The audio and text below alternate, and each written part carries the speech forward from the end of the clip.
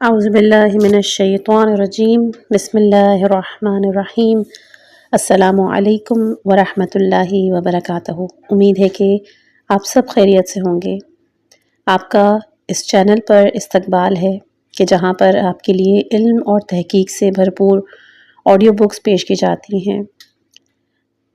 جس کا ہم مطالعہ کریں گے وہ ہے عصر ظہور پر مبنی آڈیو بک۔ اس ویڈیو میں ہم آپ کو اس اہم دور کے بارے میں تفصیل سے بتائیں گے کہ جس کا ذکر اسلامی تعلیمات اور روایات میں ملتا ہے۔ ویڈیو کو غور سے سنیں، آخر تک ہمارے ساتھ رہیں تاکہ آپ اس موضوع کی گہرائی کو سمجھ سکیں۔ اگر آپ چینل پر نئے ہیں تو سبسکرائب کریں اور بیل آئیکن ضرور دبائیں تاکہ آپ ہماری مزید ویڈیوز سے باخبر رہ سکیں۔ تو آئیے عصر ظہور کے اس روح پرور سفر کا آغاز کرتے ہیں۔ اس کتاب کا یہ چوتھا حصہ ہے۔ پہلے 3 حصوں کے لیے آپ اس کی پلے لسٹ کی طرف رجوع کر سکتے ہیں۔ سفیانی کی خباثت اور سرکشی۔ تمام راوی اس بات پر متفق ہیں کہ وہ منافق ہوگا، اس کی سیرت و کردار خراب اور برا ہوگا، وہ اللہ اور اس کے رسول اور حضرت مہدی علیہ السلام کا دشمن ہوگا۔ سنی شیعہ کتب میں اس بارے میں جتنی احادیث وارد ہوئی ہیں ان کا مضمون یا تو ایک ہی ہے یا ایک دوسرے کے قریب قریب۔ مخطوطہ بن ابی حماد میں ابو قبیل سے روایت ہے کہ سفیانی بدترین حکمران ہوگا، وہ علماء اور صاحبان فضل و کرامت کو قتل کرے گا، ان کو فنا کر دے گا اور ان سے مدد چاہے گا، جو اس کی مدد نہ کرے گا اسے قتل کر دے گا۔ اور صفحہ نمبر 80 پر ارطاطا سے ہے کہ سفیانی اسے قتل کرے گا جو اس کی نافرمانی کرے گا، اور انہیں آرے میں چیر کر رکھ دے گا اور انہیں دیکھوں میں پکائے گا، اور 6 مہینے تک وہ ایسا ہی کرے گا۔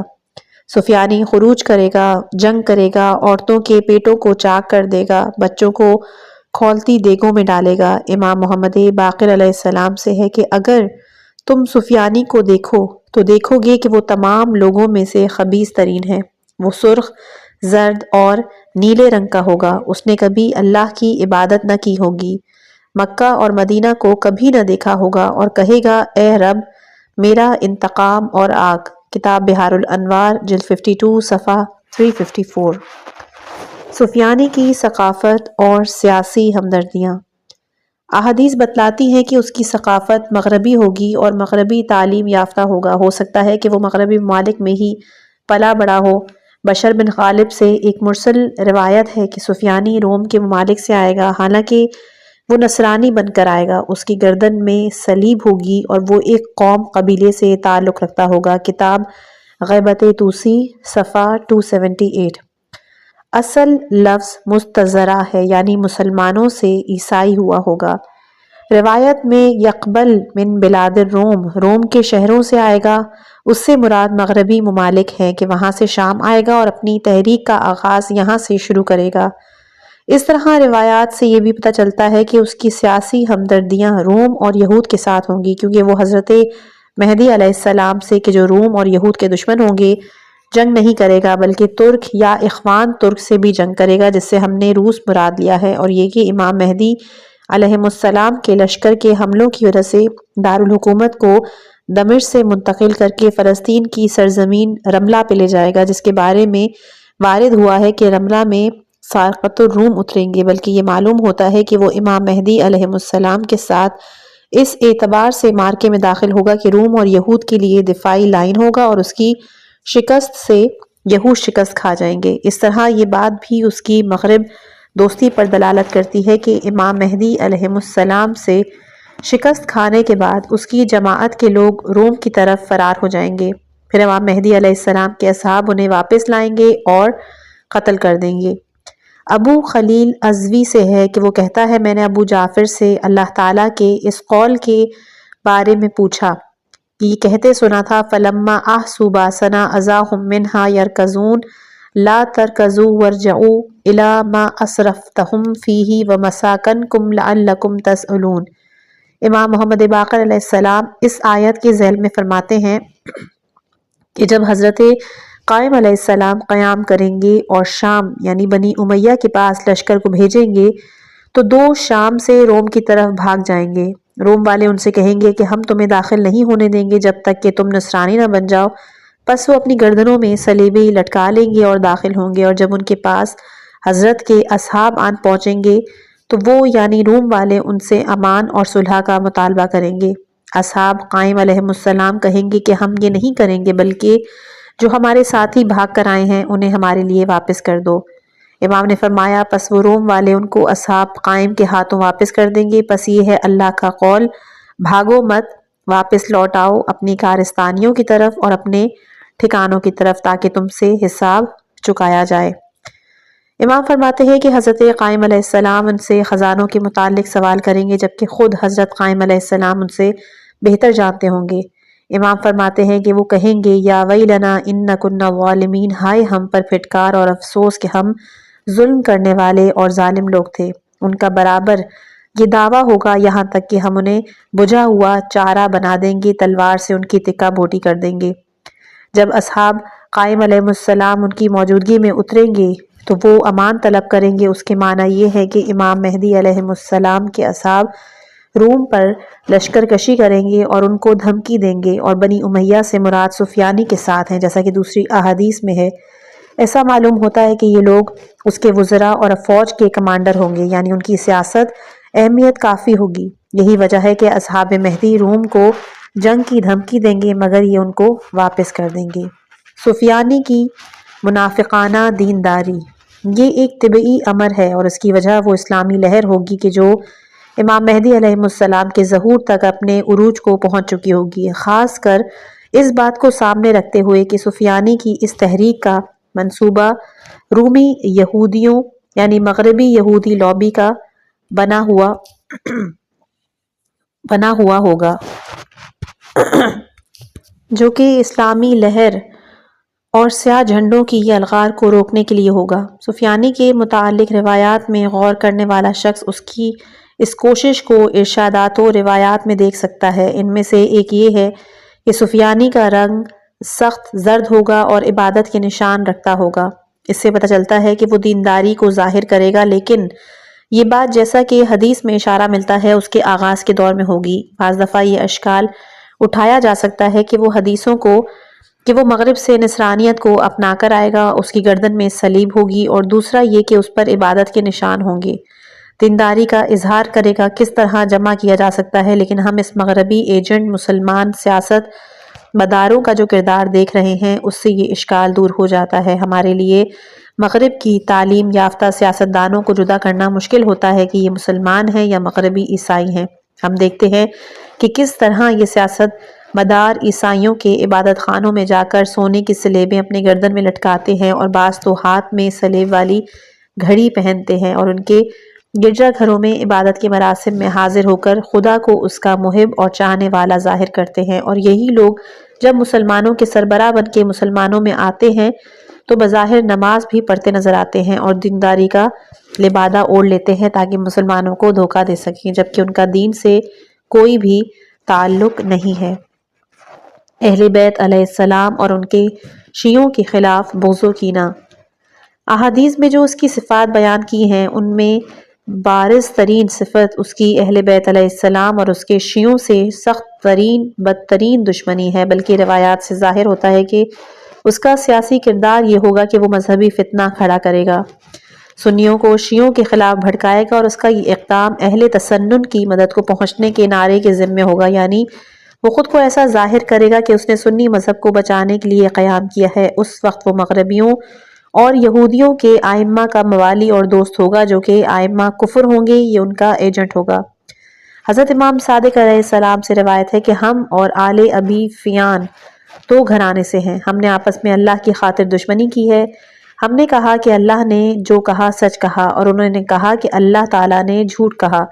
ابو سفیان نے رسول اللہ صلی اللہ علیہ وآلہ وسلم سے جنگ لڑی، معاویہ ابن ابی سفیان نے حضرت علی ابن ابی طالب علیہ السلام سے جنگ لڑی، یزید بن معاویہ نے حسین ابن علی علیہ السلام سے جنگ لڑی، اور سفیانی حضرت قائم علیہ السلام سے جنگ لڑے گا۔ کتاب بحار الانوار جلد 52 صفحہ 190۔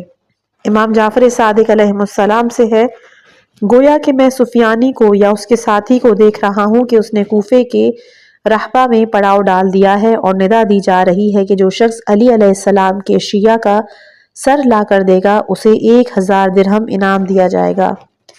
پس ہمسایہ اپنے ہمسائے کی گردن اڑا دے گا اور سر کو لے جا کر 1000 درہم وصول کر دے گا۔ بہرحال اس دن تمہاری رہبری و حکومت زنا زادوں کے ہاتھوں میں ہوگی، اور یہ کہ میں صاحب برقع کو دیکھ رہا ہوں۔ راوی نے پوچھا صاحب برقع یعنی نقاب پوش کون ہوگا؟ تو فرمایا جو تمہاری بات کرتا ہوگا، جو تمہاری گلیوں میں نقاب پہن کر آئے گا، وہ تمہیں پہچانتا ہوگا لیکن تم اسے نہیں پہچانتے، پس وہ تمہارے ایک ایک آدمی کی نشاندہی کرے گا۔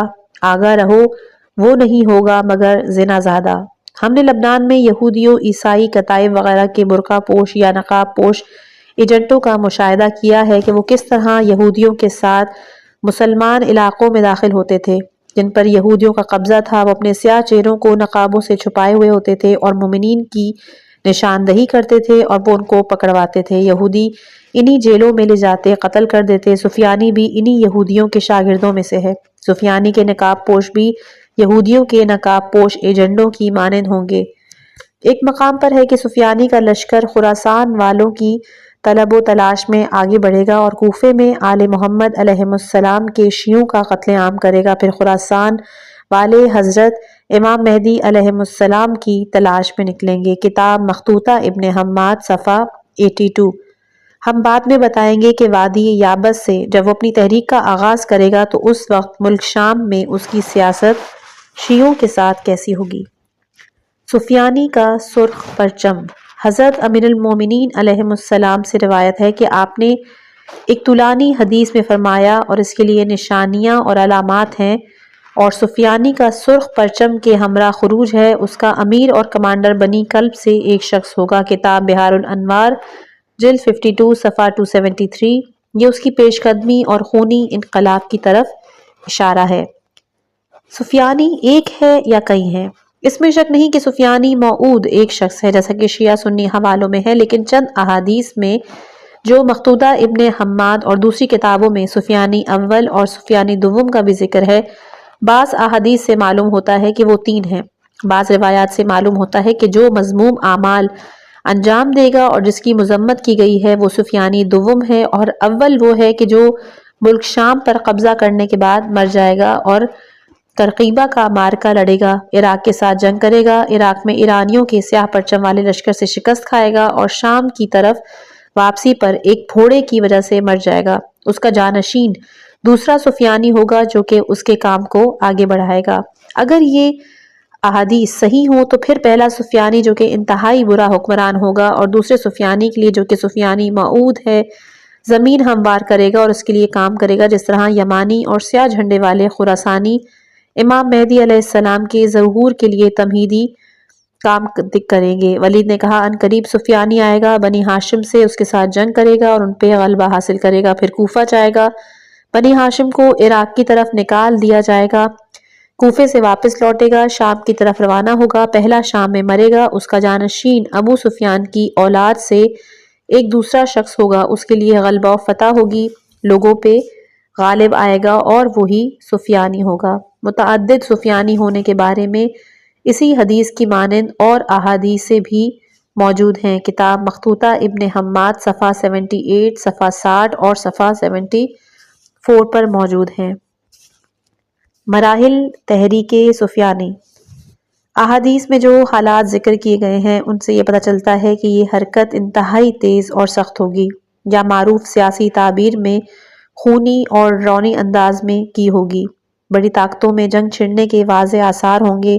شام کی حالت انتہائی نازک ہوگی اور روایات میں اس بات کو اس طرح سے تعبیر کیا گیا ہے کہ وہ فلسطین کے فتنے میں اس حد تک الجھ چکا ہوگا جس طرح مشق میں پانی کو بلایا دیا جاتا ہے۔ شام اسی سیاسی بحران سے کمزور پڑ چکا ہوگا اور تقسیم کے مراحل میں ہوگا۔ سب سے اہم بات یہ ہوگی کہ روم اور یہود دیکھ رہے ہوں گے کہ اسلامی لہر عروج پر ہے، ایرانی افواج فلسطین اور قدس کے دروازوں تک آ پہنچتی ہیں، اور اس وقت عالم اسلام میں بالعموم اور ملک شام میں بالخصوص روس کا اثر و نفوذ بڑھ چکا ہوگا۔ اس لیے وہ جلدی میں اس پورے علاقے کی قیادت ایک ایسے مضبوط لیڈر کو دیں گے جو کہ ان پر غلبہ حاصل کرے اور ان کے مفاد میں منطقے کا کنٹرول سنبھال سکے۔ پھر وہ سربراہ اسرائیل اور روم کے سامنے عرب لائن کو دفاعی لائن کا درجہ دے گا، یہاں تک کہ وہ اسے اجازت دیں کہ وہ عراق کے ساتھ جنگ چھیڑ دے تاکہ سیاہ پرچم والے ایرانی لشکر کے خطرے کو ٹالا جا سکے۔ اسی طرح وہ اسے اس بات کے لیے بھی آمادہ کریں گے کہ وہ حجاز کی کمزور حکومت کی تقویت دے تاکہ وہاں پر جو ایک نئی تحریک شروع ہوئی ہے اسے دبایا جا سکے، مگر امام مہدی علیہ السلام کے ظہور اور تحریک کا اعلان مکے ہی سے صادر ہوگا، جس کا انہیں خیال تک نہ تھا۔ احادیث میں یہ امور جس وضاحت کے ساتھ ہیں، یہ اس بات کو سمجھنے میں مدد دیتے ہیں کہ سفیانی کی حرکت کتنی تیز اور خونی ہوگی۔ امام صادق علیہ السلام سے ہے کہ سفیانی کا خروج حتمی ہے، جو شروع سے لے کر آخر تک 15 مہینے پر محیط ہوگا۔ ان میں سے 6 ماہ وہ جنگ کرے گا، اور جب کورِ خمس یعنی دمشق، اردن، حلب، یہ وہ علاقے ہیں جو سوریہ، لبنان اور اردن کی حکومت کے اہم مراکز میں شمار ہوتے ہیں، اس پر حاکم ہوگا تو اس کے پاس 9 مہینے ہوں گے، اس سے ایک دن بھی زیادہ نہیں ہوگا۔ کتاب بحار الانوار جلد 52 صفحہ 248۔ اس حدیث میں نص ہر کے اردن کور خمس میں شامل ہے، جبکہ لبنان کہ جو بلاد شام کا حصہ ہے اور شام کے 5 علاقوں کے تابع ہے، کوئی بعید نہیں ہے کہ سفیانی کی حکومت میں لبنانی بھی شامل ہوں، لیکن بعض روایات میں کچھ گروہوں کا سفیانی کی حکومت سے استثناء بھی ہوگا جو حق پر ہوں گے، اور اللہ تعالیٰ ان کو سفیانی کے ساتھ خروج کرنے سے محفوظ رکھے گا، اور لبنان والے انہی گروہوں میں سے ہیں، ان کا ذکر بعد میں آئے گا۔ احادیث میں اس کی حرکت اور وقت کو بھی معین کیا گیا ہے کہ وہ ماہ رجب میں شروع ہوگی۔ امام صادق علیہ السلام سے ہے کہ یہ بات حتمی ہے کہ سفیانی کا خروج ماہ رجب میں ہوگا۔ کتاب بحار الانوار جلد 52 صفحہ 249۔ اس کا مطلب یہ ہے کہ اس کا خروج امام مہدی علیہ السلام کے ظہور سے 6 ماہ پہلے ہوگا، کیونکہ امام مہدی علیہ السلام اسی سال مکے میں عاشورہ کی رات یا دن میں ظہور کریں گے۔ اس کا مطلب ہے ملک شام پر سفیانی کا قبضہ امام مہدی کے ظہور سے پہلے ہو جائے گا، اور یہی بات اس کے لیے موقع فراہم کرے گی کہ وہ اپنے لشکر کو عراق بھیجے، اور پھر وہاں سے حجاز اپنے خیال میں حضرت مہدی کی حرکت کو دبانے کے لیے بنابراین سفیانی کے قیام کے 3 مراحل ہیں۔ پہلا اس کا غلبہ 6 ماہ میں ہوگا، دوسرا مرحلہ عراق اور حجاز میں جنگ کا ہوگا، اور تیسرا وہ عراق و حجاز سے واپس لوٹے گا تاکہ امام مہدی علیہ السلام کے لشکر کی پیش قدمی کی وجہ سے اپنا دفاع کر سکے، اور کسی طرح اس کے پاس شام باقی رہ جائے، اسرائیل اور قدس کا دفاع کر سکے اور اپنے آقاؤں کی آرزو کو پورا کر سکے، اور اس طرح توسیع طلبی کا منصوبہ ختم کر کے دفاعی پوزیشن میں آ جائے۔ احادیث میں ایک اور بات دیکھی جا سکتی ہے کہ سفیانی کی جنگیں پہلے 6 ماہ میں ہوں گی۔ اسب اور ابقا کے ساتھ داخلی جنگ شام میں ہوگی، پھر اسلامی اور غیر اسلامی قوتوں کے ساتھ اس کی جنگیں ہوں گی جو اس کے مخالف ہوں گے، یہاں تک کہ شام پر اس کا مکمل غلبہ اور تسلط ہوگا۔ لیکن اس کی طبعی حرکت سے یہ بات سمجھی جا سکتی ہے کہ یہ 6 مہینے بھاری عسکری کارروائیوں سے بھرپور ہوں گے، یہاں تک کہ وہ اپنے غلبے کو مضبوط کر لے گا اپنی مہموں، اور آنے والے 9 مہینوں میں عسکری مارکوں کے لیے وہ ہر قسم کے ہتھیار سے لیس بہت بڑی فوج بنا لے گا۔ پہلے 6 مہینوں میں جہاں وہ داخلی طور پر اصحب اور ابقا سے جنگ لڑے گا، وہیں پر لبنان اور اردن کی معارض طاقتوں سے بھی جنگ لڑے گا اور ان کا علاقوں کو شام میں شامل کرے گا۔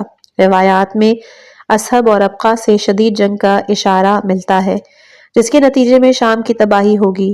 امام محمد باقر علیہ السلام سے روایت ہے کہ جابیہ نامی شام کی بستی کا زمین میں دھس جانا، جزیرہ پرترک یعنی روس کا اترنا، روم کو رملہ میں اترنا، اس وقت ہر زمین میں بہت زیادہ اختلاف ہوگا، یہاں تک کہ شام خراب ہو جائے گا۔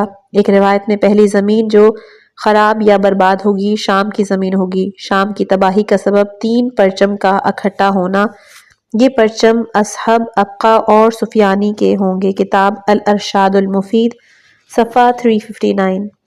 امیر المومنین علیہ السلام کی روایت میں جو دمشق کی تباہی کا ذکر ہے، اس میں ضرور بالضرور دمشق کی اینٹ سے اینٹ بچا دوں گا، فرمایا کہ میری اولاد سے ایک ہی کام کرے گا تو اس تباہی سے مراد وہ معرکہ ہے کہ جو قدس کے لیے فتح کے لیے امام مہدی کی قیادت میں لڑا جائے گا۔ اس وقت امام مہدی علیہ السلام کے مقابلے میں سفیانی، رومی اور یہود ہوں گے۔ بہرحال سفیانی کی حکومت کے آخری 9 مہینوں میں بڑے بڑے خونی مارکے ہوں گے۔ سب سے بڑا مارکہ ترک یعنی روس اور اس کے حلیفوں کے ساتھ قرقیسیہ کے مقام پر ہوگا۔ پھر عراق میں امام مہدی علیہ السلام کی حکومت کے لیے ایرانیوں کی تمہیدی افواج سے جنگ ہوگی، جیسے کہ بعض روایات میں ملتا ہے کہ ان کے ہمراہ یمانی بھی ہوں گے۔ سفیانی کا لشکر مدینے میں بھی ہوگا، جو حکومت حجاز کی افواج کے ساتھ مل کر امام مہدی علیہ السلام کی افواج کے ساتھ جنگ کرے گا۔ وہ جنگ کہ جو مدینے کی آزادی کے لیے لڑی جائے گی۔ سفیانی عراق اور حجاز میں شکست کھانے کے بعد شام اور فلسطین میں محدود ہو جائے گا، یہاں تک کہ اس کی امام مہدی علیہ السلام کے ساتھ سب سے بڑی جنگ ہوگی کہ جو امام خروج سفیانی۔ تقریباً روایات اس بات پر متفق ہیں کہ سفیانی کی حرکت کا آغاز دمشق سے باہر سوری اردنی سرحد کے پار حوران یا درعا کے علاقے سے ہوگا۔ بعض روایات نے اس کے خروج کو وادی یابس یا وادی سود کا نام دیا ہے۔ امیر المومنین علیہ السلام سے روایت ہے کہ جگر خارا کا بیٹا وادی یابس سے خروج کرے گا۔ کتاب بحار الانوار جلد 52 صفحہ 205۔ ابن حماد کے مخطوطہ میں محمد بن جعفر بن علی علیہ السلام سے ہے کہ اس نے کہا کہ سفیانی خالد بن یزید بن ابی سفیان کی اولاد سے ہے۔ بھاری بھرکم سر والا آدمی وہی ہے، اس کے چہرے پر چیچک کے نشانات اور آنکھوں میں سفید نقطہ ہے۔ دمشق شہر کی ایک وادی سے خروج کرے گا جسے وادی یابس خشک وادی کہا جاتا ہے۔ 7 آدمیوں کے ہمراہ کہ جن میں ایک کے پاس بندھا پرچم ہوگا وہ خروج کرے گا۔ اس کی حرکت کا آغاز شام کے مغرب میں اس بستی سے ہوگا جسے اندرا کہا جاتا ہے۔ 7 آدمی اس کے ہمراہ ہوں گے۔ بدنما ملعون بیسان کے مشرق میں مندروں سے ایک سرخ اونٹ پہ خروج کرے گا، اس کے سر پہ تاج ہوگا۔ ابن حماد نے بہت ساری روایات تابعین سے نقل کی ہیں کہ جن کی سند رسول اور اہل بیت علیہم السلام سے نہیں ملتی۔ ان روایات میں سفیانی اور اس کی حرکت کے بارے میں ایسی باتیں ہیں جو بنسبت حکایات کے مشابہت رکھتی ہیں۔ یہ کہ خواب میں اسے کہا جائے گا اٹھ کھڑا ہو، وہ اپنے ہاتھ میں 3 سرکنڈے کے کانٹے اٹھائے ہوئے ہوگا، کسی کو نہیں مارے گا مگر وہ مر جائے گا۔ لیکن قطع نظر اس بات کے بعض احادیث میں اس کی حرکت کے بارے میں مبالغہ آمیزی ہے اور بعض روایات میں غیر واقعاتی باتیں ہیں۔ ایک چیز جو سب احادیث میں سمجھی جا سکتی ہے وہ یہ ہے کہ اس کی حرکت انتہائی تیز ڈرامائی انداز میں اور خونی ہوگی، اور شیعہ راویوں کے پاس اس کی سخت پکڑ اور اس کا سخت گیر ہونا مشہور تھا۔ چنانچہ ایک راوی امام صادق علیہ السلام سے پوچھتا ہے کہ جب وہ خروج کرے گا تو اس وقت شیعہ کیا کریں گے؟ حسین ابن العلا سے ہے کہ میں نے ابو عبداللہ سے عرض کی کہ جب سفیانی خروج کرے تو ہم کیا کریں؟ تو امام علیہ السلام نے فرمایا کہ جب وہ خروج کرے تو آپ کے مرد اپنے چہروں کو چھپا لیں اور عیال پر کوئی توجہ نہیں، یعنی عورتوں اور بچوں کے لیے کوئی خطرہ نہیں ہے۔ جب وہ کور خمس یعنی شام کے 5 مراکز پہ قابض ہو جائے تو اس وقت تم اپنے صاحب یعنی امام مہدی علیہ السلام کی طرف چلے جانا۔ کتاب بحار الانوار جلد 52 صفحہ 272۔ بعض احادیث بتاتی ہیں کہ شام کے علاقے میں سفیانی کے خروج وقت اس کے بنیادی اور اصلی دشمن شیعہ نہ ہوں گے بلکہ البقاء اور الاحزاب کی جماعت ہوں گے کہ جو شیعوں کے بھی دشمن ہوں گے اور سفیانی کے بھی۔ امام باقر علیہ السلام سے روایت ہے سفیانی تمہارے لیے تمہارے دشمن پر عذاب کے طور پر کافی ہے، اور یہ بات تمہاری علامات اور نشانیوں سے ہے، باوجود دیکھے کہ جب فاسق خروج کرے اور تم 1 یا 2 وہاں رہ جاؤ تو کوئی حرج نہیں، یہاں تک کہ وہ تمہارے سوا بہت ساری خلقت کو قتل کرے گا۔ امام کے لیے آپ کے پاس اصحاب نے کہا کہ جب ایسا ہوا تو ہم اپنے بیوی بچوں کا کیا کریں؟ تو آپ نے کہا کہ آپ میں جو مرد ہیں وہ خود کو اس سے غائب کر لیں، کیونکہ اس کا ڈر اور خوف و شر ہمارے شیعوں پر ہوگا، یعنی مردوں کے لیے ہوگا، باقی عورتوں کے لیے کوئی خطرہ نہیں۔ کیا مرد اس سے بھاگ کر کدھر جائیں؟ تو آپ نے کہا کہ جو چاہے ان میں سے مدینے یا مکے میں چلا جائے، کسی اور شہروں میں چلا جائے، لیکن تم پہ لازم ہے کہ مکے جاؤ، کیونکہ وہ تمہارے اکٹھا ہونے کی جگہ ہے، سوائے اس کے اس کا فتنہ ایک عورت کے حمل کے برابر یعنی 9 مہینے ہے، یعنی اس سے زیادہ نہیں بڑھے گا۔ کتاب بحار الانوار جلد 52 صفحہ 141۔ اس سے پتہ چلتا ہے کہ شیعہ پر اس کا حملہ اس کے خروج کے بعد ماہ رمضان میں شروع ہوگا۔ روایات میں ہے کہ اس کے علاوہ بہت ہی مضبوط غلبہ ہوگا اور وہ تمام داخلی مشکلات پہ قابو پائے گا، بس شام والے اس کی اطاعت کو قبول کر لیں گے، مگر کچھ گروہ کہ جو حق پر قائم ہوں گے اللہ ان کو سفیانی کے ساتھ خروج کرنے سے محفوظ رکھے گا۔ بعض اس سے یہ تعبیر کرتے ہیں کہ سفیانی کا حکم لبنان اور ملک شام کے شیعوں کے لیے نہیں ہوگا اور وہ اس کی اطاعت میں نہ آئیں گے۔ ایک کمتری بات کہ جس کا احتمال کر سکتے ہیں وہ یہ ہے کہ شام کے کچھ گروہ اس کی اطاعت میں نہیں آئیں گے۔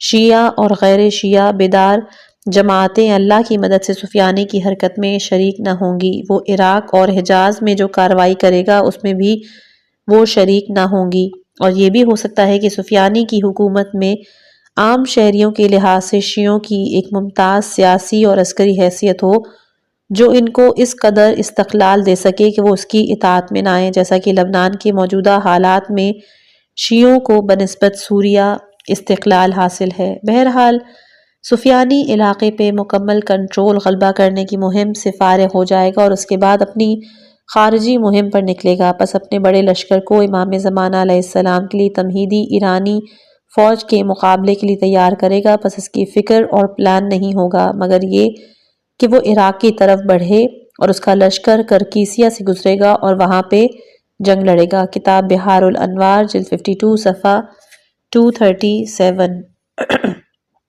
معرکہ قرقیسیہ۔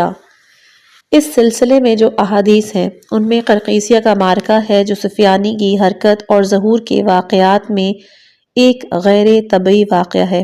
سفیانی کا اصل مقصد تو عراق پر حملہ ہوگا اور وہاں سے وہ امام مہدی علیہ السلام کی تمہیدی ایرانی افواج کے سامنے رکاوٹ کھڑی کرنا چاہتا ہوگا، لیکن راستے میں اسے کرکیسیہ کے مقام پہ معرکہ لڑنا پڑے گا۔ اس کی وجہ دریائے فرات میں یا اس کے نزدیک ایک خزانے کا ظاہر ہونا ہوگا۔ مختلف قوتیں اس پہ غلبہ حاصل کرنے کی کوشش کریں گی اور سخت رن پڑے گا۔ تقریباً 1,00,000 افراد اس خزانے پر قبضے کی خاطر مارے جائیں گے اور بالآخر بغیر فیصلے کے جنگ بندی کر دی جائے گی اور اس خزانے پر کسی ایک کا بھی قبضہ نہیں ہوگا، سب اپنے دوسرے کاموں میں لگ جائیں گے۔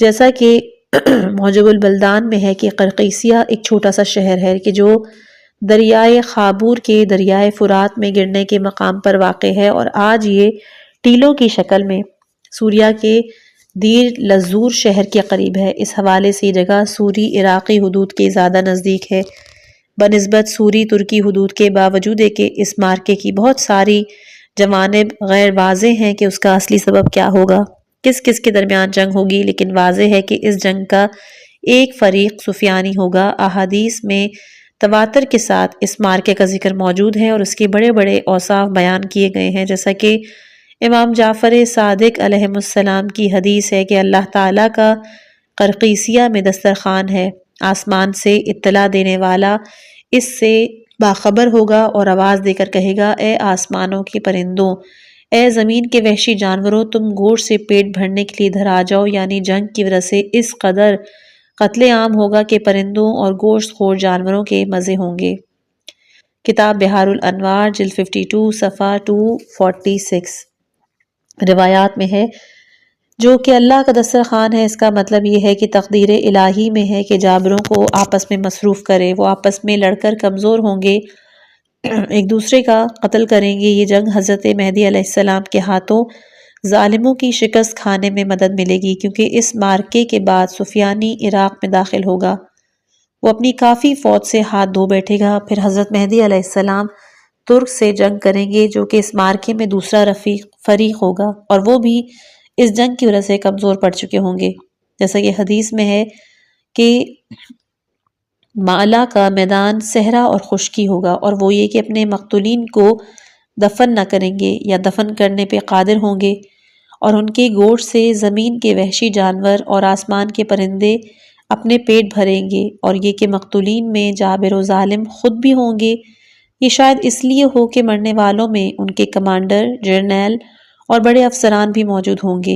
امام محمد باقر علیہ السلام سے روایات ہے سفیانی ابقا سے ملاقات کرے گا، دونوں آپس میں جنگ کریں گے، سفیانی ابقا اور اس کے ساتھیوں کو قتل کر دے گا اور اصحب کو بھی قتل کر دے گا، پھر اس کی مہم عراق کی طرف بڑھنا ہوگی، اس کا لشکر قرقیسیہ سے گزرے گا، بس وہاں پر وہ جباروں سے جنگ کریں گے اور 1,00,000 افراد مارے جائیں گے۔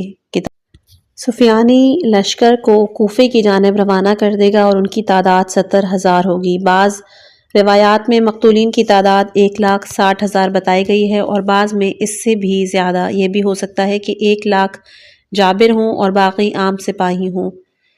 بہرحال وہ خزانہ کہ جس پہ اختلاف ہوگا اس کے بارے میں کئی روایات ہیں۔ سب سے زیادہ واضح روایت مخطوطہ ابن حماد کی ہے۔ صفحہ 92 میں نبی اکرم صلی اللہ علیہ وآلہ وسلم سے روایت ہے، فرات سونے اور چاندی کے ایک پہاڑ سے ایک طرف ہٹ جائے گا اور اس خزانے پر ہر 9 میں سے 7 آدمی مارے جائیں گے۔ اگر تم اس کو پاؤ تو اس کے نزدیک مت جانا۔ اسی روایت میں ہے کہ چوتھا فتنہ 18 سال ہے کہ جب وہ فتنہ چھٹے گا اس وقت دریائے فرات ایک سونے کے پہاڑ سے ایک طرف ہٹ جائے گا، امت اس پر ٹوٹ پڑے گی، ہر 9 میں سے 7 آدمی مارے جائیں گے۔ اس حدیث میں اگر چوتھے فتنے سے مراد مغربی کا فتنہ ہے، وہ مسلمانوں پر مسلط ہوں گے اور دوسری اقوام پر بھی ان کا غلبہ ہوگا، تو یہ فتنہ طولانی ہے، جیسا کہ حدیث میں ہے کہ اس فتنے کو شروع ہوئے تقریباً اب 1 صدی ہو چکی ہے۔ اور اگر اس فتنے سے مراد شام کا اندرونی فتنہ ہے کہ جو اس بڑے فتنے کا نتیجہ ہوگا جسے فتنہ فلسطین کہا گیا ہے، تو احتمال ہے کہ لبنان کی داخلی جنگ مراد ہو کہ جو اس 18 سال والے فتنے کا آغاز ہو۔ جیسا کہ پہلے ذکر کر چکے ہیں کہ روایات میں بلاد شام سے مراد لبنان بھی ہے۔ یہ بھی احتمال ہے کہ اس خزانے سے مراد سونے اور چاندی کی کانیں ہیں، اور یہ اختلاف 3 بڑی حکومتوں اور ان کے ایجنٹوں کے درمیان ہوگا۔ تیل نکلے گا یا کوئی اور معدنی شے۔ میں نے سنا ہے کہ قرقیسیہ کا علاقہ تیل اور دوسری معدنیات سے مالا مال ہے، یہاں تک کہ یورینیم کے ذخائر بھی ہیں۔ اس جگہ کام ہو رہا ہے اور مثبت نتائج نکل رہے ہیں۔ پاک ہے وہ ذات کہ جس کے قبضہ قدرت میں ہر چیز کے اندازے اور ملک ہے۔ ظاہر ہے اگر قیمتی معدنیات نکلتی ہیں، جھگڑے اور جنگ کا امکانات مشترکہ سرحدوں والے عراق، سوری اور ترک کے درمیان واضح ہے۔ ترکیہ کے پیچھے روس، شام کے پشت پر مغرب اور اسرائیل ہوگا، جیسے کہ اکثر احادیث میں ہے کہ اس معرکے میں سفیانی کے مد مقابل ترک ہوں گے، لیکن ان ترک سے مراد کون ہیں؟ ظاہراً ترکیہ کا لشکر ہی مقابلے میں آئے گا، کیونکہ جھگڑا اس خزانے پر ہوگا جو ترکیہ سوریہ حدود پر واقع ہے۔ تیسری قوت عراق اپنے داخلی مسائل میں الجھا ہوا ہوگا۔ ایک حصہ وہ ہوگا کہ جو امام مہدی علیہ السلام کی تمہیدی حلیفوں یعنی یمانیوں اور ایرانیوں کا حامی ہوگا، اور دوسرا حصہ جو ان کے مخالف ہوگا اور وہ سفیانی کے مرید ہوں گے، اور سفیانی ان کی مدد کے لیے آیا ہوگا۔ لیکن بہت سارے اشارے ہیں کہ اس سے مراد روسی ہوں، جیسا کہ بہت ساری احادیث میں ہے کہ روسی سفیانی کے خروج سے پہلے جزیرے میں اتریں گے، جس سے مراد جزیرہ ربیہ یا جزیرہ دیار بکر ہے کہ جو قرقیسیہ کے نزدیک ہے، اور وہ احادیث بتاتی ہیں کہ سفیانی ترک سے جنگ لڑے گا، لیکن ترک کا صفایا امام مہدی علیہ السلام کے لشکر کے ہاتھوں میں ہوگا، اور یہ پہلا لشکر ہوگا کہ جسے امام مہدی علیہ السلام عراق سے روانہ کریں گے۔ اس لشکر سے ترک شکست کھا جائیں گے۔ سفیانی کے خروج سے پہلے ترک افواج کے جزیرے میں اترنے کی جو بات ہے اس سے بھی یہی جزیرہ مراد ہے جس کی طرف اشارہ کیا گیا ہے، کیونکہ جب بغیر قید کے جزیرہ بولا جائے تو اس سے مراد یہی ہوتا ہے، جزیرہ عرب اس سے مراد نہیں ہے۔ اس طرح روم کی افواج کا رملہ میں اترنے سے بھی مراد فلسطین کا علاقہ رملہ ہے، کوئی اور نہیں۔ البتہ خزانے کے بارے میں جو احادیث گزر چکی ہیں، خاص کر حدیث نبوی کہ جس میں مسلمانوں کو منع کیا گیا ہے کہ وہ اس کے نزدیک نہ جائیں، اور حدیث کی عبارت امت اسلامی اس پر ٹوٹ پڑے گی، اس سے ظاہر ہوتا ہے کہ آنے والے فریق مسلمان ہیں، لیکن اس میں کوئی حرج نہیں ہے کہ ترکیہ کی حکومت اصل فریق ہو اور اس کی پشت پہ روس ہو۔ روم اور مغرب کی افواج کے بارے میں بھی آیا ہے کہ وہ قرقیسیہ کے معرکے میں فریق ہوں گے، تو اس میں جو اشارات ملتے ہیں وہ انتہائی کمزور ہیں۔ ہو سکتا ہے کہ سفیانی کی مدد کے لیے بعد میں داخل ہوں یا کسی اور تعرض سے۔ سفیانی کا عراق پر قبضہ۔ احادیث سے ظاہر ہے کہ سفیانی کے فوری اہداف میں عراق کا قبضہ و عسکری حکمت عملی اور اسٹریٹجی ہوگی، لیکن وہ مجبوراً قرقیسیہ کی جنگ میں مشغول ہو جائے گا اور پھر وہ اپنی مہم کو پورا کرنے کے لیے عراق کی طرف بڑھے گا۔ اس کے عراق پر حملہ کرنے میں کوئی عالمی طاقت مد مقابل نہ ہوگی اور نہ علاقے کی کوئی حکومت اس کے معارض ہوگی، یہاں تک کہ ترک جس سے وہ قرقیسیہ کا معرکہ لڑے گا اس کا مقصد بھی وہ خزانہ ہو، اور عراق کے معاملات سے بھی وہ لا تعلق ہوں گے۔ عراق میں سفیانی کی مد مقابل قوتیں یمانی اور خراسانی افواج ہوں گے کہ جو امام مہدی علیہ السلام کے انصار ہوں گے۔ یہ اس بات پر تاکید ہے کہ عراق پر حملہ حقیقت میں امام مہدی علیہ السلام اور ان کے انصار کا قلعہ قمع کرنے کے لیے ہوگا۔ عراقی عوام جو کہ 3 حصوں میں تقسیم ہوگی، پہلا سفیانی کے معید ہوں گے، دوسرا امام مہدی علیہ السلام کی تمہیدی افواج کے معید ہوں گے، اور تیسرا گروہ وہ ہوگا کہ جن کی قیادت شبیانی جابر الجحفی سے روایت ہے کہ سفیانی کی خبر تم تک کیسے آ سکتی ہے، مگر یہ کہ اس سے پہلے شبیانی خروج کرے، وہ کوفان کی زمین میں خروج کرے گا، اس طرح ابھرے گا جس طرح زمین سے پانی نکلتا ہے، پس وہ تمہارے وفد کو قتل کرے گا۔ اس کے بعد سفیانی کے آنے کا انتظار کرو اور حضرت قائم کے خروج کا انتظار کرو۔ کتاب بحار الانوار جلد 52 صفحہ 250۔ ایسا ظاہر ہوتا ہے کہ شبیانی عراق میں اس وقت خروج کرے گا جب وہاں کی حکومت امام مہدی علیہ السلام کی تمہیدی خراسانی افواج اور ان کے اتحادیوں کے ہاتھ میں ہوگی۔ یہ ان احادیث کی روشنی میں سے ہے جو بتاتی ہے کہ خراسانی افواج اس سے پہلے عراق میں داخل ہو چکی ہوں گی۔ ایسا معلوم ہوتا ہے کہ اس وقت عراق کے داخلی حالات انتہائی درہم برہم ہوں گے، اس لیے سفیانی کو عراق پر قبضہ کرنے میں کسی قسم کی مزاحمت کا سامنا نہ کرنا پڑے گا، کیونکہ یمانی اور خراسانی افواج حجاز کے اندر ظہور کے واقعات کے سلسلے میں مصروف ہوں گی، پس سفیانی کی افواج یمانیوں اور خراسانیوں کی افواج کے پہنچنے سے کچھ عرصہ پہلے عراق میں داخل ہو جائیں گی۔ امام باقر علیہ السلام سے ہے کہ فلاں کی اولاد کے لیے ضروری ہے کہ وہ مالک یعنی حاکم بنے، پس جب وہ حاکم بن جائیں گے تو آپس میں اختلاف کریں گے، ان کا ملک ٹکڑے ٹکڑے ہو جائے گا اور ان کا معاملہ درہم برہم ہوگا، یہاں تک کہ ان پہ خراسانی اور سفیانی دونوں خروج کریں گے، ایک مشرق سے آئے گا اور دوسرا مغرب سے، دونوں کوفے کی طرف دوڑیں گے جس طرح مقابل میں گھوڑے دوڑتے ہیں، اور وہ اس جگہ سے اور دوسرا اس جگہ سے، فلاں کی اولاد کی ہلاکت ان دونوں کے ہاتھوں سے ہوگی، وہ دونوں ان میں سے کسی ایک کو بھی نہ باقی رکھیں گے۔ اس جگہ بنی فلاں کی اولاد سے مراد عراق کے حکمران شیبیانی کا خاندان یا شیبیانی کا قبیلہ ہے۔ امام صادق علیہ السلام سے روایت ہے، گویا کہ میں سفیانی یا سفیانی کے ساتھی کو دیکھ رہا ہوں کہ اس نے تمہارے کوفے کے رحلہ میں پڑاؤ ڈالا ہے، منادی کرائی جا رہی ہے کہ جو ایک شیعہ کا سر لائے گا اس کو 1000 درہم دیے جائیں گے۔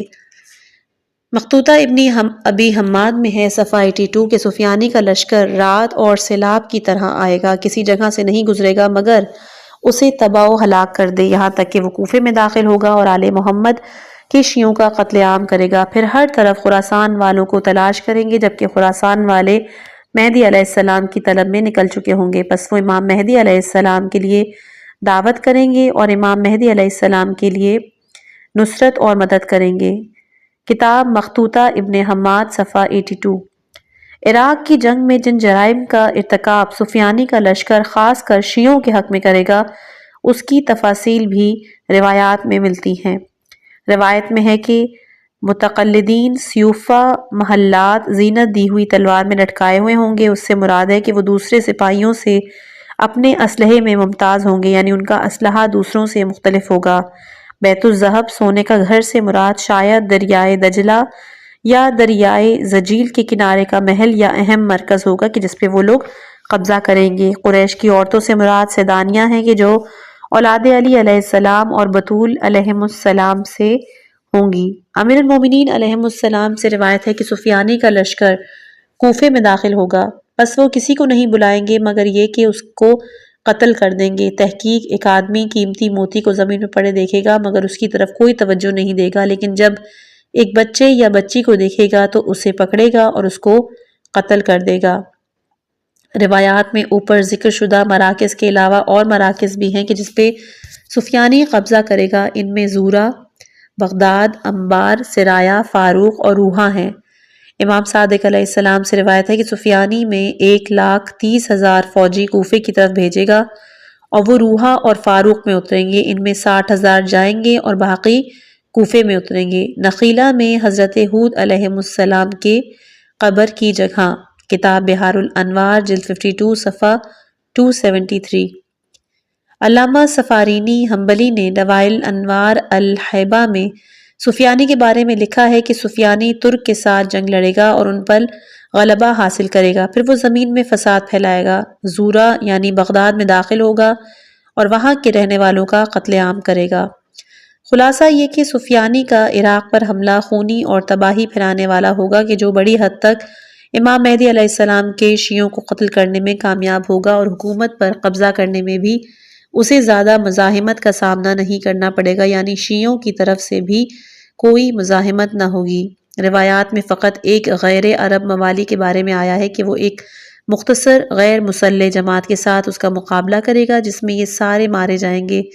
پھر کوفے کے موالی یعنی غیر عرب سے ایک شخص نکلے گا کہ جو ایک مختصر کمزور جماعت رکھتا ہوگا۔ ہیرا اور کوفے کے درمیان سفیانی کے لشکر کے کمانڈر اسے قتل کر دیں گے۔ ابن حماد کی روایت میں بعد میں نقل کریں گے کہ ان میں سے زیادہ تر لوگ غیر مسلح ہوں گے، لیکن سفیانی اپنے دوسرے مقصد میں کامیاب نہ ہوگا اور وہ عراق پر مکمل قبضہ کرنا اور عراق کی حکومت اپنے ہاتھوں میں لیتا ہے، بلکہ چند ہی ہفتے گزریں گے کہ اس کی فوج ایک خوفناک خبر سننے گی کہ امام مہدی علیہ السلام کی تمہیدی افواج یعنی ایرانی و یمانی تیزی سے عراق کی طرف بڑھ رہی ہیں۔ سفیانی کی افواج ان کے لیے جگہ خالی کر دیں گی اور وہ اپنی افواج کے پیچھے ہٹنے کا حکم دے گا۔ فقط چند جگہوں پر معمولی جھڑپ ہوگی جس میں سفیانی کا لشکر شکست کھائے گا اور کوئی بڑا معرکہ نہیں ہوگا۔ سفیانی کا فوجوں کو واپس ہٹانے کے فیصلے کے بارے میں زیادہ تر یہ احتمال دیا جاتا ہے کہ وہ اپنی فوج کو حجاز میں امام مہدی علیہ السلام کی حرکت کو دبانے کے لیے روانہ کرے گا، اور بعض روایات میں ہے کہ عراق سے حجاز میں لشکر روانہ کرے گا۔ ہو سکتا ہے دونوں جگہوں سے وہ لشکر کو حجاز کی طرف روانہ کرے۔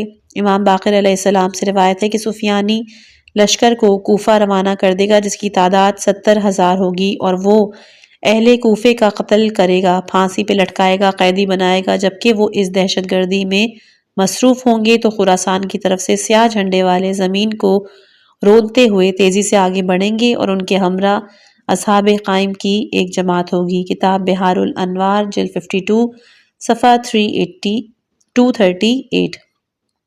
سفیانی کوفے میں داخل ہوگا، 3 دن غارت گری کرے گا، 60,000 افراد کو قتل کرے گا اور وہ اس جگہ 18 راتیں گزارے گا۔ سیاہ جھنڈے آگے بڑھیں گے اور وہ پانی پہ آ کے اتریں گے۔ پس کوفے میں سفیانی کے ساتھی اس خبر کے فوراً بعد اس جگہ سے بھاگ جائیں گے۔ پھر کوفے کی آبادی سے ایک جماعت نکلے گی، ان میں تھوڑے افرادوں کے پاس اسلحہ ہوگا، کچھ افراد بصرہ کے ہوں گے۔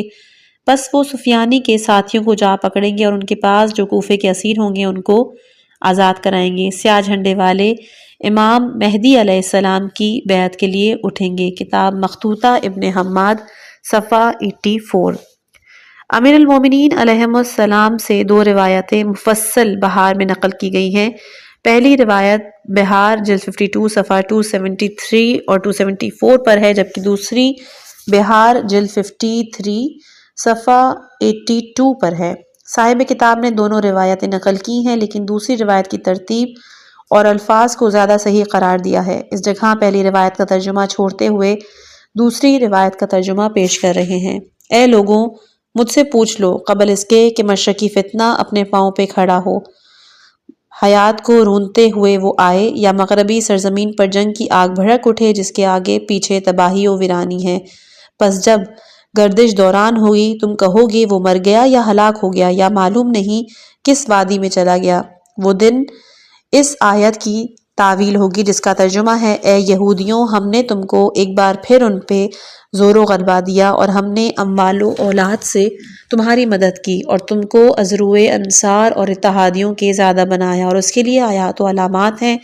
سب سے پہلی یہ کہ کوفے کا خندق اور دیدبان کے ذریعے محاصرہ، کوفے کی گلیوں میں حفاظتی مورچے، 40 رات تک مساجد معطل، مسجد اکبر یعنی مسجد الحرام کے گروہ 3 پرچم لہرائیں گے، وہ خود کو ہدایت کے مشابہ بنائیں گے۔ قاتل مقتول دونوں جہنمی ہیں، قاتل بہت زیادہ ہوں گے، دردناک وحشتناک موت کا سامنا ہوگا۔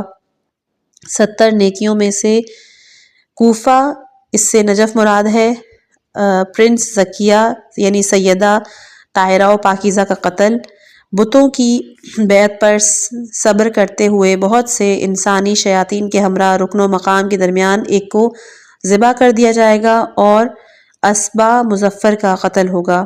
سفیانی خروج کرے گا، سرخ پرچم کے اور سونے کے صلیب کے ہمراہ، قبیلہ کلب کا ایک آدمی اس کا کمانڈر ہوگا۔ 12,000 کا لشکر مدینہ اور مکہ کی طرف روانہ ہوگا کہ جس کا کمانڈر بنی امیہ سے ایک شخص ہوگا جسے خزیمہ کہا جاتا ہے۔ اس کی بائیں آنکھ دھسی ہوئی ہوگی اور اس پر نشان ہوگا، اس کی ساری توجہ دنیا پر ہوگی، کوئی پرچم اسے نہیں موڑے گا یہاں تک کہ وہ مدینے میں اترے گا۔ آل محمد کے مردوں اور عورتوں کو اکٹھا کر کے مدینے میں ایک گھر کہ جس کو ابو الحسن اموی کا گھر کہا جاتا ہے قید کر دے گا۔ ایک لشکر آل محمد کے ایک مرد کی تلاش میں روانہ کرے گا۔ مکہ کے مستضعف لوگ اس کے گرد جمع ہو جائیں گے۔ ان کا کمانڈر نوطفان قبیلے کا ایک شخص ہوگا۔ جب یہ بیدا کے مقام پر صاف زمین پر پہنچیں گے تو زمین دھس جائے گی اور سب غرق ہو جائیں گے سوائے ایک شخص کے کہ اللہ اس شخص کے چہرے کو پیچھے موڑ دے گا تاکہ وہ اس لشکر والوں کو کہ جو پیچھے رہ گئے ہیں خبردار کرے، اس میں ان کے لیے نشانی ہے۔ بس وہ اس وقت اس آیت کی تعویل ہوگی، اور اگر تم دیکھو کہ دو پریشان ہوں گے پس چوک نہیں ہے، ان کو نزدیک کی جگہ سے پکڑ لیا گیا ہے۔ سفیانی 1,30,000 کی فوج کو کوفے کی طرف بھیجے گا۔ روحا فاروق قادسیہ میں حضرت عیسیٰ علیہ السلام حضرت مریم علیہ السلام کے مقام پر اتریں گے، وہاں سے 80,000 چلیں گے یہاں تک کہ کوفے میں حضرت ہود علیہ السلام کے قبر کے پاس نخلیہ میں اتریں گے، پس وہ اس پر زینت کے دن میں حملہ کریں گے۔ اس وقت لوگوں کا حاکم ایک سرکش جابر ہوگا جسے کاہن جادوگر کہا جائے گا، پس وہ اس شہر سے نکلے گا جس کو زورا کہا جاتا ہے یعنی کہ بغداد۔ اس کے ہمراہ 5,000 کاہن بھی ہوں گے۔ وہ اسی پل پہ 70,000 کو قتل کرے گا یہاں تک کہ لوگ دریائے فرات میں 3 دن تک خون اور لاشوں کی بدبو محسوس کریں گے، اور کوفے سے 70,000 کنواریوں کو قیدی بنایا جائے گا جن کا ہاتھ اور چہرہ کسی نے نہیں دیکھا ہوگا، قیدی بنا کر اور محملوں میں بٹھا کر یہ سویا لے جائیں گے، اور سویا غریبین ہے۔ پھر 1,00,000 کوفے سے نکلیں گے کہ جو مشرک اور منافق ہوں گے یہاں تک کہ دمشق پہنچیں گے اور ان کو کوئی روکنے والا نہیں ہوگا۔ یہ ارم ذات العماد ہیں یعنی ارم ستونوں والے۔ پھر جھنڈے سرزمین مشرق سے آگے بڑھیں گے جو سوتی، پٹسنی اور ریشم کے نہیں ہوں گے۔ نیزوں کے سروں پر سید اکبر کی مہر ہوگی۔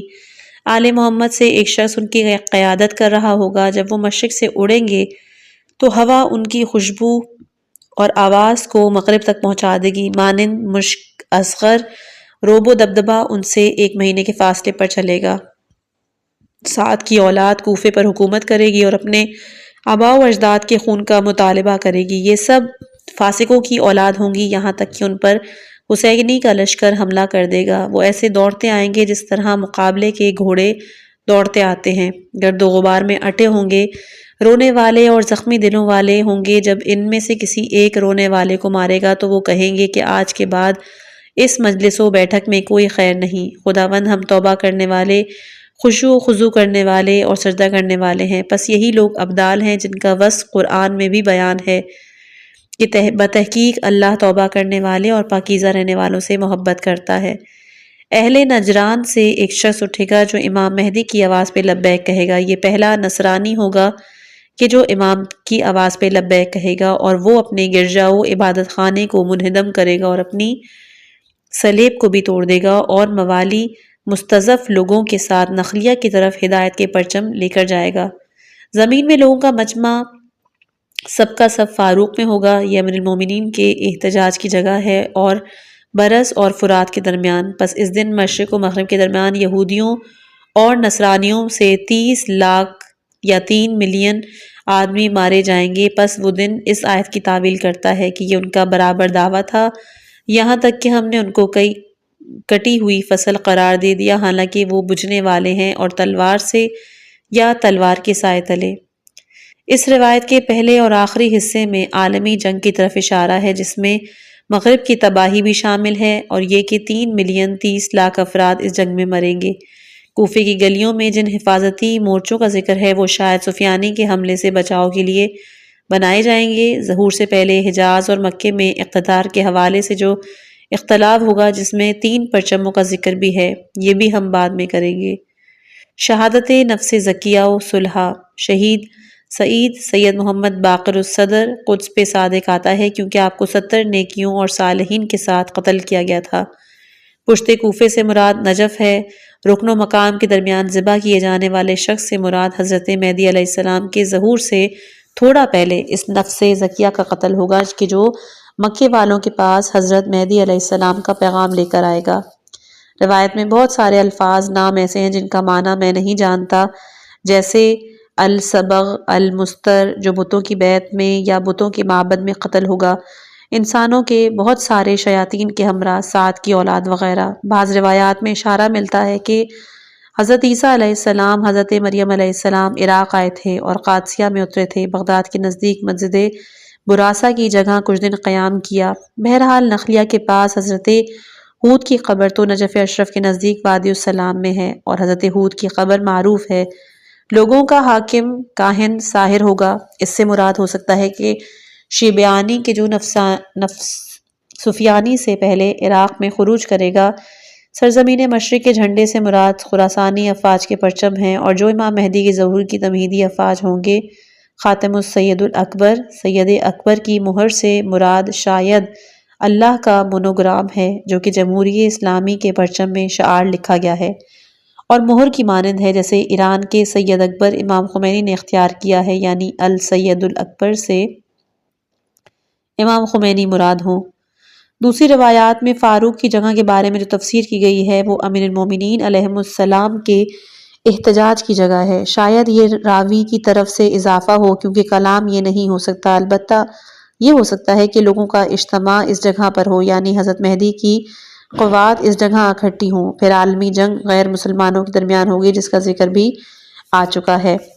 یہ بات ذہن نشین رہے کہ امیر المومنین علیہ السلام سے یہ روایت اور اس قسم کی اور روایات میں ضرورت اس بات کی ہے کہ ان کی سند و روایات کے الفاظ کے بارے میں تحقیق کی جائے۔ ظاہر ہے اس قسم کی لمبی روایات، طولانی خطبات امام کے ظہور اور اس کی نشانیوں کے متعلق ہیں، ان کو راویوں اور علماء نے تدوین کیا ہے اور اس کے ذمے امیر المومنین علیہ السلام اور دیگر ائمہ کی روایات کو لے آئے ہیں۔ بعد میں یہ سارے خطبات اور روایات ائمہ کی طرف نسبت دیے گئے، پس ان کی علمی قیمت یہ ہے کہ ان کو ایسے علماء اور راویوں نے منظم اور مدون کیا کہ جو ائمہ کی روایات اور احادیث سے ہم سے زیادہ باخبر اور مطلع تھے، اور ظہور سفیانی لشکر حجاز میں۔ ہم یہ بعد میں بتائیں گے کہ حجاز کا سیاسی بحران اس کے حکمران عبداللہ کے قتل کے بعد شروع ہوگا، اور وہ اس کے بعد کسی ایک حاکم پر ان کا اتفاق نہ ہو سکے گا۔ پھر اقتدار کی جنگ حجاز میں قبائل کے اندر بھڑک اٹھے گی، جس کی وجہ سے حجاز کی حکومت کمزور پڑ جائے گی۔ یہ حضرت مہدی علیہ السلام کے لیے موقع ہوگا کہ وہ اپنے ظہور کی تحریک کا اعلان مکے کی سرزمین سے کریں، مکے کو آزاد کرائیں، اقتدار اپنے ہاتھ میں لیں۔ اس موقع پر جب حکومت حجاز امام مہدی علیہ السلام کی حرکت کو دبانے میں ناکام ہوگی تو بڑی طاقتیں یا خود حکومت حجاز سفیانی سے مداخلت کی اپیل کریں گی۔ بس سفیانی اپنی افواج مدینے روانہ کرے گا اور اس طرح مکے کی طرف بھی روانہ کرے گا، جبکہ امام مہدی علیہ السلام مسلمانوں اور دنیا والوں کے سامنے یہ اعلان فرمائیں گے کہ اس معجزہ موعود کا انتظار کریں جس کا وعدہ رسول اللہ صلی اللہ علیہ وآلہ وسلم کی احادیث میں کیا گیا ہے۔ مدینے کے درمیان سفیانی کا لشکر زمین میں دھس کے غرق ہو جائے گا۔ یہ معجزہ جب سفیانی کا لشکر مدینے سے مکے کی طرف چلے گا تو بیدا نامی وادی میں ہوگا۔ اس معجزے کے بعد حضرت اپنی تحریک کا آغاز کریں گے اور اسے آگے بڑھائیں گے، بلکہ یہ بات بعید نہیں کہ سفیانی کا لشکر امام کے ظہور کی حرکت شروع کرنے سے پہلے حجاز اور حرمین میں داخل ہوگا، اور مدینے میں سفیانی کا لشکر مہدی کی تلاش کرے گا اور امام مہدی علیہ السلام کے انصار کو ڈھونڈے گا اور مدینے میں جرائم کا ارتکاب کرے گا، اور یہ کہ مہدی علیہ السلام اس وقت مدینے میں ہی ہوں گے۔ پھر وہاں سے حضرت موسیٰ علیہ السلام کی سنت پر عمل کرتے ہوئے احتیاط و انتظار کے عالم میں مکے کی جانب نکلیں گے، پھر اللہ تعالیٰ آپ کو ظہور کی اجازت دے گا۔ شیعہ و سنی کتابوں میں ہے کہ سفیانی کا لشکر عراق و شام کی جانب سے مدینہ منورہ میں داخل ہوگا اور اپنے سامنے کسی بھی مزاحمت کو نہیں پائے گا، اور امام مہدی علیہ السلام کے انصار اہل بیت علیہ السلام کے شیعوں کے ساتھ وہی ظلم و ستم، قتل گری کرے گا کہ جو عراق میں ہوئی، چھوٹے بڑے مردوں اور عورتوں کا صفایا۔ بلکہ معلوم یہ ہوتا ہے کہ مدینے میں سفیانی کی پکڑ اور دہشت گردی سخت ہوگی۔ مخطوطہ ابن حماد بن ابی شہاب سے نقل ہے کہ سفیانی اس شخص کو لکھے گا کہ جو فوج لے کر کوفے میں داخل ہوگا کہ وہاں پر اس نے خون کی ہولی کھیلی ہوگی، اور اسے حکم دے گا کہ وہ اپنی افواج کو حجاز کی طرف لے جائے۔ بس وہ کمانڈر کہ جو کوفے میں ہوگا اس لشکر کو لے کر مدینے پہ چڑھائی کر دے گا اور مدینے میں قریش کا قتل عام کرے گا۔ قریش اور امام مہدی علیہ السلام کی انصار سے تقریباً 400 آدمی قتل ہوں گے۔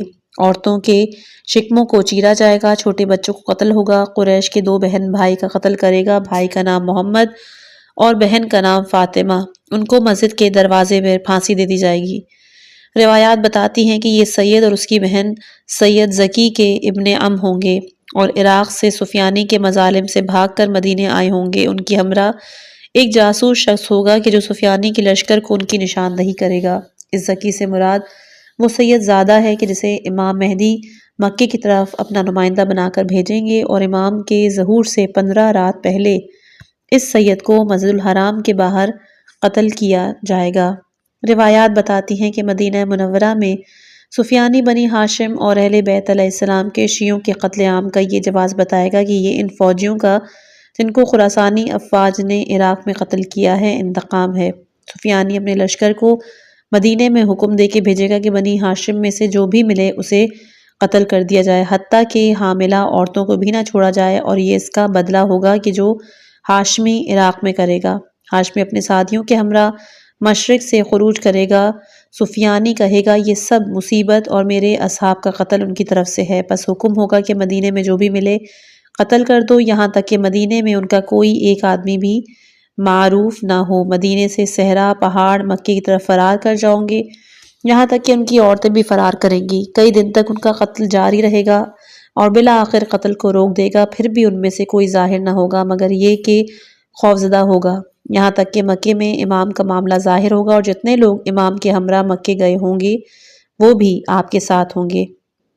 امام باقر علیہ السلام سے فرماتے ہیں کہ سفیانی اور اس کے ہمراہ جو ہوں گے وہ خروج کریں گے اور ان کی مہم سوائے آل محمد اور ان کے شیعوں کو قتل کرنے کے اور کچھ نہ ہوگی۔ وہ کوفے میں اپنا لشکر بھیجے گا، آل محمد کا قتل عام ہوگا، انہیں پھانسیاں دی جائیں گی۔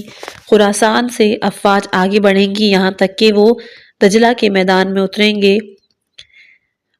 سفیانی مدینے کی طرف فوج بھیجے گا، پس وہ اس جگہ ایک مرد کو قتل کریں گے۔ حضرت مہدی اور منصور وہاں سے نکل جائیں گے، آل محمد کے چھوٹے اور بڑوں سب کو پکڑ لیا جائے گا۔ منصور کے جو حضرت امام مہدی کے ہمراہ نکلے گا، ہو سکتا ہے کہ اس سے مراد وہ نفس زکیہ ہو کہ جس کا نام محمد اور وہ امام مہدی کے اصحاب میں سے ہے۔ پہلے حضرت اسے مسجد الحرام بھیجیں گے یہاں تک کہ وہ ان کا پیغام لوگوں کو سنائے گا، پس وہ اس کو قتل کر دیں گے۔ یہ بھی احتمال ہے کہ امام کے اصحاب میں سے کوئی اور ہو کہ جو نفس زکیہ کے علاوہ ہو۔ یہ وہ چند مارکے تھے جو سفیانی کا لشکر مدینے میں داخل ہو کے کرے گا اور پھر مکے کی طرف جائے گا۔ احادیث میں حجاز کی سرزمین کے بارے میں دوسری جگہوں کا ذکر موجود نہیں ہے، وہاں پہ سفیانی کا لشکر جائے گا یا نہ جائے گا۔ معلوم ایسا ہوتا ہے کہ مدینے پر قبضے کو زیادہ وقت نہ گزرے گا کہ وہ اپنے سارے لشکر کو یا اپنے لشکر کے بڑے حصے کو مکے معظمے کی طرف روانہ کرے گا۔ مکے کے راستے میں ہی معجزہ ظاہر ہوگا جس کا وعدہ رسول اللہ نے سینکڑوں سال پہلے کیا تھا۔ زمین میں لشکر کے دھس جانے کی روایت تواتر سے سنیوں شیعہ دونوں کی کتابوں میں ہے۔ سب سے زیادہ مشہور روایت جو سنی حدیث کی کتب میں ہے وہ جناب ام سلمہ نے رسول اللہ سے کی کہ رسول اللہ نے کہا کہ پناہ لینے والا خدا کے گھر پناہ لے گا، اس کی طرف ایک لشکر کو روانہ کیا جائے گا، پس وہ بیدہ میں پہنچے گا تو اس کی زمین اپنے اندر اس کو دھسا لے گی۔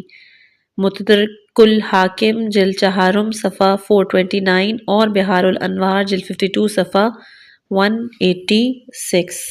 یہ تھی آج کی آڈیو بک عصر ظہور پر کہ جس میں ہم نے اہم موضوع کے مختلف پہلوؤں کو سمجھنے کی کوشش کی ہے۔ امید ہے کہ یہ معلومات آپ کے لیے مفید ثابت ہوں گی اور آپ کو غور و فکر کا موقع ضرور ملا ہوگا۔